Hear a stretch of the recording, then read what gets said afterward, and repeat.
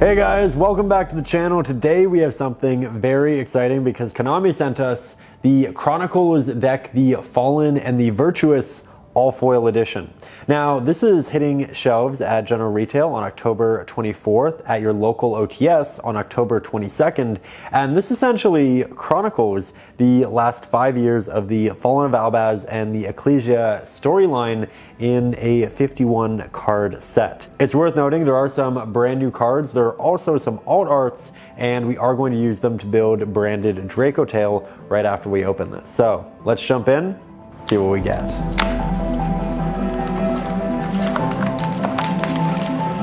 Okay, so apparently our first card is one of the Secret or the Starlight variants. We have the new art for Triple Tactics Thrust.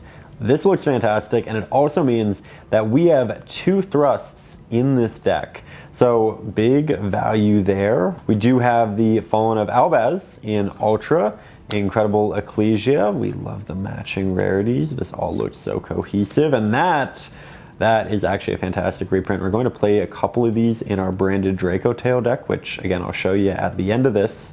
We also have an Albion, Love Drawn 1, Guiding Quem, good reprint, Spriggan's Kit, a searchable Negate, Tragedy, and a Lubellion. Oh, that's a great reprint right there. I've been wanting to pick these up for a while, and because we have 3 structure decks, it means we actually have 3 Lubellion. We have a full play set. So very happy about that. Bestial Magnamut, Sorinir. That's actually probably the best Bestial for the branded deck, so love the reprint. We have Druis Worm, and our first alt art in Dogmatica Ecclesia, the Virtuous. This art is actually a still from the animated Chronicles, which are A, very fantastic, B, watchable up over on YouTube, but it's essentially an anime based off of the storyline from the Fallen of Albaz and the Ecclesia. And I believe, yes, we have another one right behind it. We have Dogmatica Fleur-de-Lis the Knighted after she loses the helmet. And that's really nice. Love that we're doing more alt arts in general. Now, it's also worth noting, we are only 15 cards deep, and we have a Lubellion, a Cartesia, and a Thrust. And I just wanted to mention that I really appreciate this as somebody who needed Lubellions, Cartesias, and extra Thrusts. So, awesome start. We also, again, have the alt arts. We have a Nibiru. As a hero player, I have residual feelings here, but it's okay, we can play around it now. We also have Dogmatica Maximus, Keeper of Dragon Magic, a brand new Dogmatica spell card, the Fallen and the Virtuous. Let's do a deep dive on this one. Okay, so notably, quick play spell, so activatable on the opponent's turn. It says this card is always treated as a branded and a Dogmatica card, so searchable. We also can send 1 monster that mentions Fallen of Albaz from our extra deck to our graveyard, and target 1 face-up card on the field and destroy it. So it's an interruption, but it also gets you bonus value because the fusions you send are going to get you additional cards. We can also, if you have an Ecclesia monster on your field or in your grave, you can target 1 monster in either grave and then special summon it to the field. So very versatile, probably playing that in a pure version. We have Branded Fusion, which we're playing in Branded Dracotail. We're playing 2 of these. We've got Branded in white, Branded in red. Opening, another great card. High Spirits, Branded Lost. Definitely playing that in a pure version. I don't know that we can fit it in the Dracotail one, but again, fantastic. Regained for the Lubellion, Nadir's Servant. Always happy to have more copies of that. Bond Fusion Deployment with the brand new artwork, and that, honestly, that looks fantastic. Look at that. Definitely a step up in the artwork, and I'll be replacing mine. That's nice. We've got Triple Tactics Thrust. This is again our second because our first was the variant. Most decks will come with 1, but you pick up 3 decks, you got your playset. And Foolish Burial, Gold Sarcophagus, Super Polymerization, all the nice staples. We also have quite a few traps in Retribution, Banishment, Sword, Beast. Oh, that's a good looking card. We've also got the Black Goat Laughs. Now, I've been playing this lately also in Lunalight. I've been calling Snatchy a lot. It's been doing great for me, so happy to see the reprint. We have Punishment. This is actually pretty good in Genesis, so maybe I'll put that in one of those decks. We also have Fusion Duplication, and we have another brand new card, brand new effect. And this one's actually really nice to summon off of Albaz on your opponent's turn. So let's do the deep dive there. Now this card is useful in quite a number of ways. The first is actually in its materials, in that it takes a Fallen of Albaz, a light or dark monster, and an effect monster. So if you special summon the Fallen of Albaz on your opponent's turn using a Rindbrum or a Sanctifier, then you can activate that, discard a card, fuse into this using one of their effect monsters and a light or dark monster that they have. So it helps clear the board. Then when it's summoned, you can also shuffle up to 2 cards from any graveyard or banishment into the deck.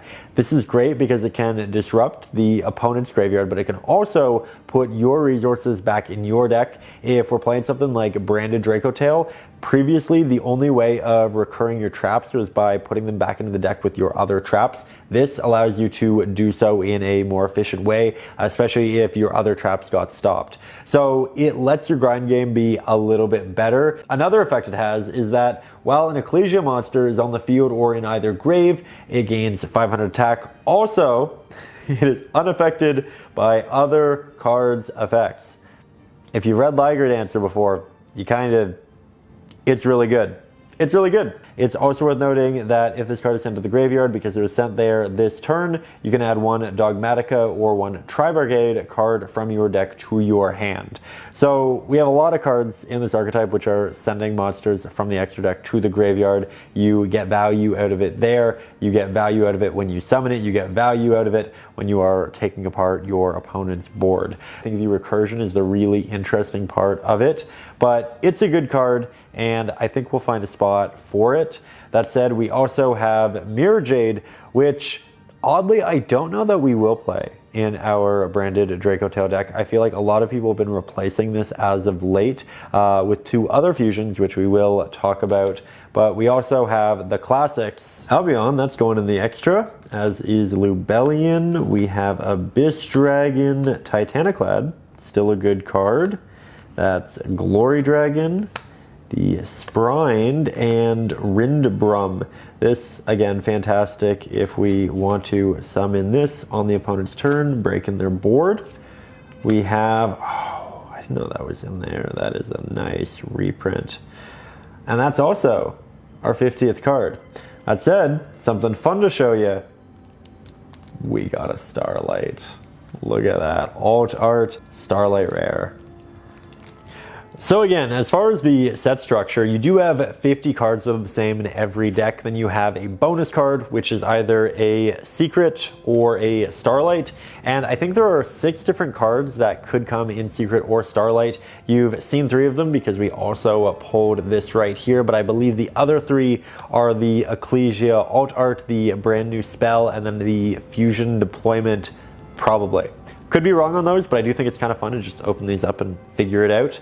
That said, we are now going to build our Dracotail branded deck. I have everything we need here from the other archetype. I also realized that I didn't show you the mat, so we are going to do that quickly because it does have some pretty cool artwork on it. I think the new fusion looks fantastic, and here you get a bigger look at it. So with that, let's put together a deck. I feel like if there's a deck out there that is just fun to break boards with, it's probably Branded. And I feel like Branded players in general, the people who have stuck with the deck, are just the very big brain, and I respect it. That said, I'm going to try the Dracotail version, and we are going to put that together right now.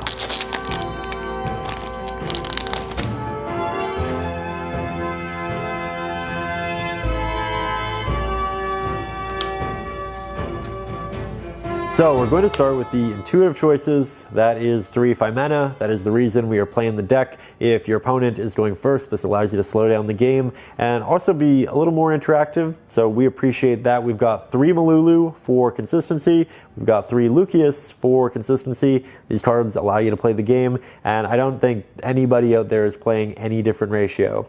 Where it gets a little more interesting is in the next cards in our Pan, and only 1 of this guy. I think that's actually a better card than Pan, but in this deck, we are playing the Pan because it allows us to get to this a little bit more easily. This is arguably what you want to get to. It's like Mirror Jade, but it also banishes from the grave, which is really, really good. And you can make it with Pan because Pan is a level 7, but you can't make it with this guy because he's a level 6. So that's our reasoning there. I'd also like to play far more of both of these cards, but I think right now, because end boards are so strong, I am playing more cards that stop my opponent from getting to their end board rather than breaking their end board. If the format gets a little less powerful, then I'm going to bump those up, but for now we're playing with a 3. With that, we're playing one of this. This is actually pretty intuitive in that we are using it to summon Sanctifier, and because we are playing with the branded cards and because we have access to the new cards, we can actually make this with it. This is really interesting, but we're going to talk more about it a little bit later. For now, we're going to talk about how we are playing 2 Cartesia, because Cartesia allows you to play the game if you're not fusion summoning. You're not playing the game, this lets you play the game. I like too. I just like having that reassurance that I'll be able to do something. We also have a Fallen of Albaz. We're playing branded fusion, we're playing the branded version. This is very much necessary for every part of it, but again, works with that, and that's where a lot of the fun is happening. We also have our 1 Magnamut. It searches most of the cards in the deck. We're playing against a lot of Mitsurugi right now, and Magnamut is a great card in that scenario. We have Fulos, and this is arguably the card you want to draw most if you are not winning the dice roll, so we are playing 3 of those. We're playing 3 Ash, which do counter the Fua, and in traditional Dracotail, I feel like I personally didn't mind if I was getting Fua'd because I wasn't building a big board, I was relying more on my traps. But when you're playing the branded version, you can do a lot more with the extra, and you might want to Ash the Fua. So things kind of change. Ash is more versatile. It's also good into Mitsu. So we're playing that at 3. We have 3 Bell, another card, great into Mitsu. You'll probably hear me, say that a lot because it's a good deck and we're trying to be mindful. We're also playing 3 Nibs, and that's a card where you don't want to see it alone, but we are playing a lot of other great cards we can pair with it. So Nib is at 3. As for the spells, we are playing 2 branded fusion. This is the reason we're having fun with the deck. It's the most fun card to draw, but we're also playing a lot of other fusion spells like 3 Kitu, we're playing 3 Rahu, and then we are playing not 1, not 2, but 3 of the trap cards. And I really like the traps. I really like Sting personally, especially again in a format with Mitsu. I was considering dropping it and maybe another card for Veilers. We'll see how the format progresses, but for now I do want to play with the 3 and I want to try to end on that very layered end board. With that, that is the main deck. Now we are going to dive into the extra, which again, plays some fun new cards. Okay, so we're going to start with the 2 biggest flex spots, I feel. One is a Seals, the other is an SP. These cards, you're not going to make that often because often you are locking yourself into fusions. They do come up. SP is a better card because it doesn't play into cards like Azuna if Azuna is popular in the format. But again, COs, you're playing so many dragons, you're playing Magnamut, it might as well be in there. We also have 3 Art Thalions. This is mandatory. That's the card that really just create the recursive games, the grindy games that this deck is great at. We have 1 of him. He's a decent card. He's a name. It's a Dracotail. We take it. Then we have arguably our best fusion, and this is what we want to get to the most. It's just such a good interactive piece. We also have that, which is fantastic at breaking boards. Dracotail as a whole, Branded as a whole, both decks that are great at breaking boards. This card also great at doing so, and I think it comes up much more frequently than people assume. We also have our typical, our classic branded package there, but we're also playing the Sanctifier, and because of that, we can summon cards like the Albaz on the opponent's turn. We can summon cards like this on the opponent's turn. Dogma can shuffle back 2 cards from your opponent's graveyard. Albaz can help clear your opponent's board, getting multiple things done there, but Dogma can also shuffle back your traps in your graveyard if they got interrupted and they got kind of stuck there. So it gives you a lot of interesting option and recursion for your own deck as well. That said, we have 2 more spots. We've got the card that we want to use against Yummy. We've got the card that we want to use in the mirror match. So that is 15 cards. That is the deck. It's a really fun deck. I think you're playing so many power spells that you just feel like you can push through so many cards. You feel like you can do so much. And I initially started playing pure Dracotail, but my issue with it was that I wanted to be able to do a little bit more. I wanted a bit more flexibility. I wanted to build slightly stronger boards. I think having all 3 traps actually helps with that a lot. It's also, again, really nice how layered of a deck this is in terms of interruptions, because you have these in your spell and trap card zone, you have 5 mana in your hand, you have your big fusions on board, and there's just a lot of different points of interaction. It makes it difficult to side against. Anyways, there we have our extra deck. We have our main deck. That was the opening, and I hope you guys enjoyed. I hope you feel like you learned something. I hope you enjoyed just looking at some shiny cardboard with me. Hit that subscribe button. I will be doing some more openings with Konami in the very near future, which is always very exciting. Konami, thank you for sponsoring the video. Thank you for providing these opportunities and letting these collabs happen. I am, again, really excited to play this, and I hope you guys are too. So thank you for being here. I'll see you soon, and as always, peace and love.